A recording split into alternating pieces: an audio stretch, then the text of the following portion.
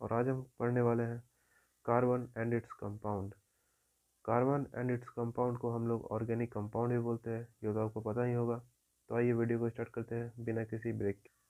तो हमारा पहला टॉपिक है ऑर्गेनिक कंपाउंड। तो ऑर्गेनिक कंपाउंड होता क्या है वो हम देख लेते हैं। ऑर्गेनिक कंपाउंड होता है the compound which are made up of carbon and hydrogen and having covalent bond are called organic compound. ठीक है, तो ऑर्गेनिक कंपाउंड होता क्या है? वो कंपाउंड जो कार्बन और हाइड्रोजन से मिलकर बना है और जिसमें कोवैलेंट बॉन्ड होता है। कोवैलेंट बॉन्ड हम आगे वीडियो में डिस्कस करेंगे, तो उसी को कहते हैं हम ऑर्गेनिक कंपाउंड।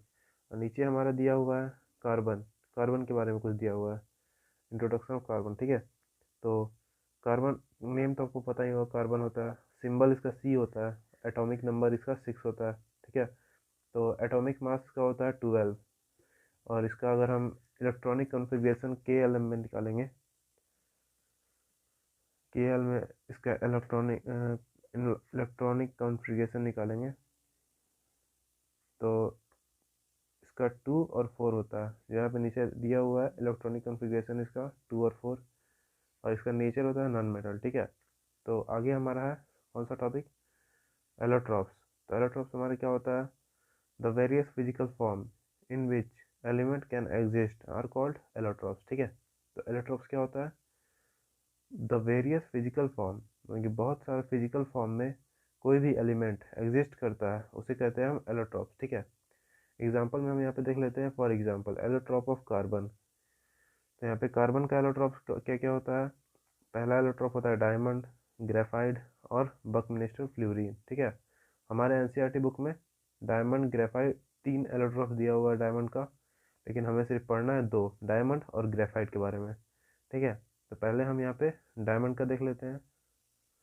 तो यहाँ पे हम डायमंड के बारे में देख लेते हैं। तो डायमंड होता क्या है? It is the it is a transparent colourless substance having extra ordinary brilliance.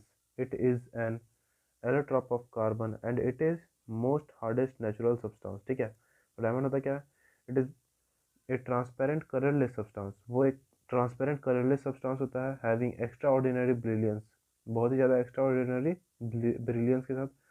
It is an allotrope of carbon and it is most hardest substance. ठीक है, और हम पहले ही बता दिए थे कि डायमंड किसका एलोट्रॉप होता है? कार्बन का। ठीक है, तो वो यहाँ पे दिया हुआ है, it is a allotrope of carbon.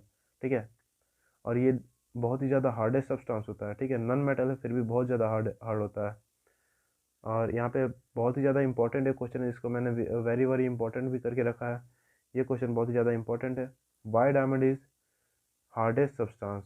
यहाँ पे दिया हुआ है कि डायमंड सबसे ज़्यादा हार्ड होता है, और यहाँ पे क्वेश्चन है डायमंड सबसे ज़्यादा हार्ड क्यों होता है। ठीक है, तो इसका आंसर यहाँ पे, in diamond each carbon atom attract with other carbon atom to form regular tetrahedron structure. ठीक है, तो ये जो हमारा स्ट्रक्चर बनाता है डायमंड, ये रेगुलर टेट्राहेड्रॉन, इसको हम लोग टेट्राहेड्रॉन स्ट्रक्चर बोलते हैं। ठीक है, यहाँ पे टेट्राहेड्रॉन स्ट्रक्चर दिया हुआ है। ठीक है,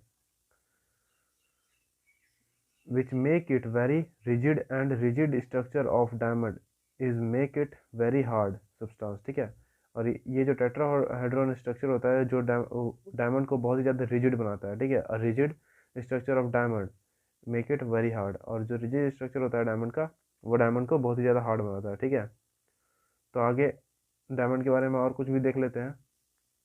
यहाँ पे और एक क्वेश्चन है डायमंड का जो बहुत ही ज़्यादा इंपॉर्टेंट है। Why diamond does not conduct electricity. ठीक है, तो डायमंड इलेक्ट्रिसिटी क्यों कंडक्ट नहीं कर पाता है? तो इसका आंसर है due to absence of free electron in carbon atom diamond diamond it does not conduct electricity. ठीक है, क्योंकि डायमंड में जो होता है कि फ्री इलेक्ट्रॉन एक भी नहीं होता है। इलेक्ट्रिसिटी क्यों फ्लो करता है ये तो आपको पता ही होगा, क्योंकि इलेक्ट्रिसिटी का डेफिनेशन में ही होता है द फ्री द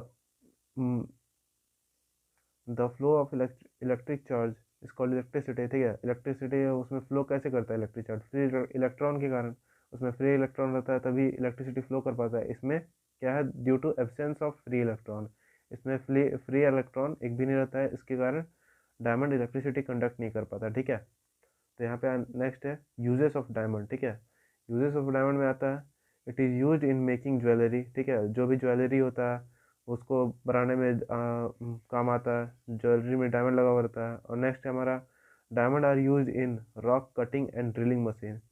तो हमारा जो ड्रिलिंग मशीन होता है, जैसे बोरिंग मशीन जो होता है, उसका भी जो टिप में रहता है वो डायमंड लगा हुआ रहता है, जिसके कारण वो रॉक को कट या ड्रिल कर सकता है बहुत ही आसानी से, क्योंकि डायमंड जो होता है बहुत ही ज़्यादा हार्डेस्ट सब्सटेंस होता है। ठीक है, तो ये रॉक कटिंग और ड्रिलिंग मशीन में इक्विपमेंट्स में भी काम आता है। ठीक है, it is use in cutting glass and marble. Glass और मार्बल कटिंग में भी ये काम आता है। ठीक है, नेक्स्ट यूज है हमारा sharp edge diamond are used by eye surgeon as tool of to remove cataract. जो हमारा आई का एक डिजीज़ होता है कैटरैक्ट, जिसको हम लोग हिंदी में मोतियाबिंद बोलते हैं, उसको क्योर करने में भी एक डायमंड का जो हमारा शार्प एज डायमंड यूज आता है। डॉक्टर का जो हमारा आई सर्जन होता है उसका यूज आता है रिमूव करने के लिए कैटरैक्ट। ठीक है, तो इस वीडियो में हम सिर्फ इतना ही तक बात करेंगे, और आगे का ग्रेफाइट के बारे में और आगे की टॉपिक के बारे में अगले वीडियो में बात करते हैं। तो ये हम पहले रिवीजन कर लेते हैं, जो जो शुरू से हमने पढ़ाया है उसको मैं रिवीजन करवा देता हूँ। तो पहला है हमारा यहाँ पे ऑर्गेनिक कंपाउंड। तो ऑर्गेनिक कंपाउंड क्या होता है? तो compound which are made up of carbon and hydrogen and having covalent bond. ठीक है, तो कोवेलेंट बॉन्ड मैं बताना भूल गया था वीडियो में, तो कोवेलेंट बॉन्ड अभी मैं बता दूंगा, फिर उसके बाद हम लोग रिवीजन करेंगे। ठीक है, तो कोवेलेंट बॉन्ड मैं पहले तो कोवेलेंट बॉन्ड होता क्या है? तो कोई भी एलिमेंट को अगर नोबल गैस बनना रहता है तो उसके ऑक्टेट में 8 या फिर 2 करना पड़ता है। तो ठीक है, पहले हम एग्जांपल में हाइड्रोजन को ले लेते हैं। ठीक है, 2 हाइड्रोजन को यहाँ पे ले लेते हैं। तो अगर एक और हाइड्रोजन को नोबल गैस बनना है तो इसको अपने ऑक्टेट में 2 पूरा करना है। तो हाइड्रोजन का एटॉमिक नंबर होता है 2। तो ठीक है, एटॉमिक नंबर 1 होता है, सॉरी, तो 1 होता है। तो यहाँ पे इसका 1 एटम और इसका 1, तो दोनों का आउटर मोस्ट में एक एक एटॉमिक नंबर है। तो ठीक है, तो अगर इसका अपना ऑक्टेट में 2 करना है तो ये अगर इससे लेता है अपना एक एटम, तो इसका ऑक्टेट में 2 हो गया, तो ये नॉवल गैस बन गया। तो ये अगर इसको दिया तो इसको भी तो अपना ऑक्टेट में 2 पूरा करना है, तो ये भी इससे लेगा।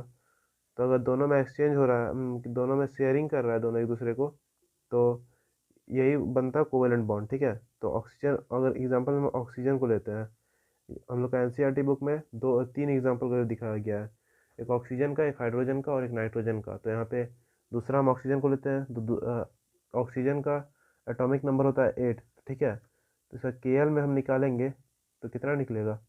तो यहाँ पे 2 और 6, तो इसका आउटर मोस्ट ऑर्बिट में कितना एटम है? 6। तो ठीक है, तो यहाँ पे 6 कर देते हैं। तो ठीक है, और इसका 6, तो 6 है, तो इसको अपना 8 पूरा करना है। तो ये इससे कितना लेगा? 2 लेगा उधार, ये इससे 2 उधार लिया।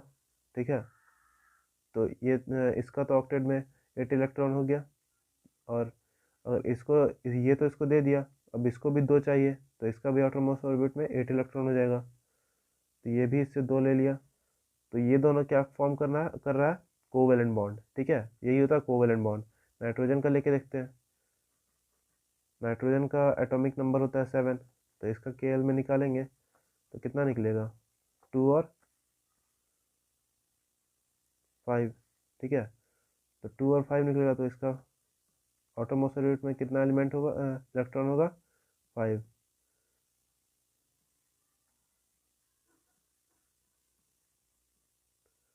अगर इसको अपना ऑक्टेट में 8 पूरा करना है तो ये इससे कितना लेगा? 8 इलेक्ट्रॉन लेगा। तो 8 लेगा, तो इसको भी तो पूरा करना है, तो इससे भी ये 8 इलेक्ट्रॉन लेगा। तो ऐसा ही यहाँ पे कोवेलेंट बॉन्ड फॉर्म होता है। ठीक है, तो कोवेलेंट बॉन्ड तो आपको समझ में आ ही गया होगा। तो कार्बन में भी जो क्या होता है, कोवेलेंट बॉन्ड होता है, और उसी से ऑर्गेनिक कंपाउंड बनता है। ठीक है, तो यहाँ पे मैंने कोवेलेंट बॉन्ड समझा दिया। ठीक है, तो कोवेलेंट बॉन्ड, तो यहाँ पे ऑर्गेनिक कंपाउंड क्या कैसे कैसे से बनता है? कार्बन से, हाइड्रोजन से, और कोवेलेंट बॉन्ड उसमें होता है। ठीक है, तो कार्बन का क्या नेम? कार्बन सिंबल 6 सी होता है, और एटॉमिक नंबर उसका 6 होता है, और एटॉमिक मास जो होता है 12 होता है, ठीक है। ये सब आपको याद रखना बहुत ही ज़्यादा ज़रूरी है, ठीक है।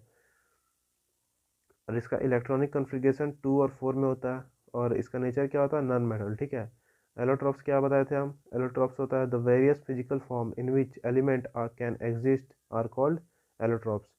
बहुत सारे वेरियस फिजिकल फॉर्म में कोई भी एलिमेंट एग्जिस्ट करता है तो उसे एलोट्रॉप्स बोलते हैं, ठीक है। तो यहाँ पे for example allotrope of carbon, ठीक है। कार्बन का एलोट्रॉप क्या क्या होता है, diamond, graphite and Buckminster fluorine. तो यहाँ पे मैंने डायमंड के बारे में भी पूरा बता दिया है।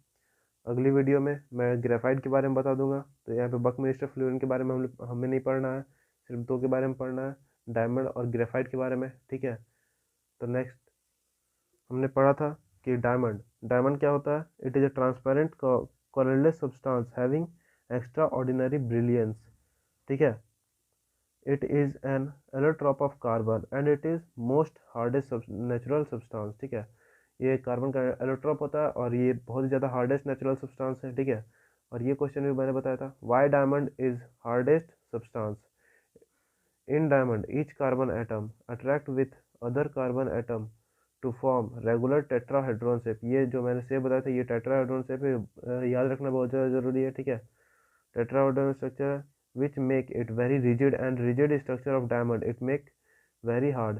तो ये टेट्राहेड्रॉन स्ट्रक्चर के कारण ये जो होता है बहुत ज़्यादा रिजिड स्ट्रक्चर बनता है, और ये इस रिजिड स्ट्रक्चर के कारण ये डायमंड जो होता है बहुत ज़्यादा हार्ड होता है, ठीक है। तो नेक्स्ट क्या है, नेक्स्ट होता है हमारा है why diamond does not conduct electricity. तो हमारा डायमंड इलेक्ट्रिसिटी क्यों नहीं कंडक्ट करता है, due to absence of free electron to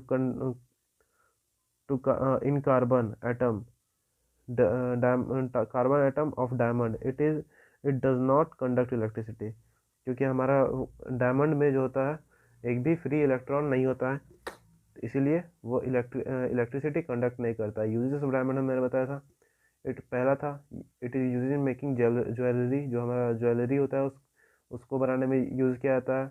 और diamond are use in rock cutting and drilling machine. तो हमारा डायमंड क्या चीज़ में यूज़ होता है, रॉक कटिंग और ड्रिलिंग मशीन जो होता है उसमें यूज़ होता है इक्विपमेंट से। It is used for cutting glass and marble, और ये ग्लास और मार्बल को भी कटिंग में यूज़ आता है, ठीक है।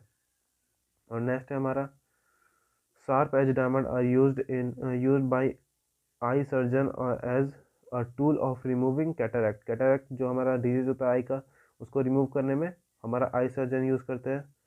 तो इस वीडियो में बस इतना ही, और आगे का जो टॉपिक है मैं नेक्स्ट वीडियो में बताऊंगा। तो अभी के लिए बस बाय बाय, और इस वीडियो को लाइक और सब्सक्राइब करके ज़रूर जाइएगा। Thanks for watching.